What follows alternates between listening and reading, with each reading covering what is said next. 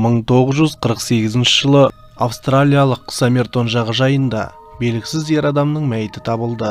Бұл қылмыс алғашында қарапайым оқиға болып көрінді, бірақ біздің заманымыздың ең танымал құпияларының бірі.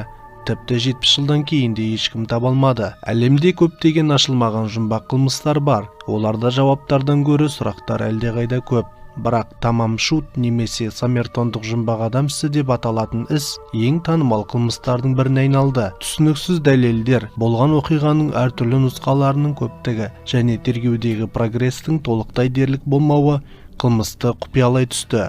Достар, арнаға жазылып лайк пен комментарий жазуды ұмытпаңыздар. Тамам Шут ісінің тарихы 1948 жылдың 1 желтоқсанынан басталады. Австралияның Аделаида қаласындағы Саммертон жағажайында адамдар белгісіз адамның денесін тапты. Бойы 180 см болатын қоңыр көзді,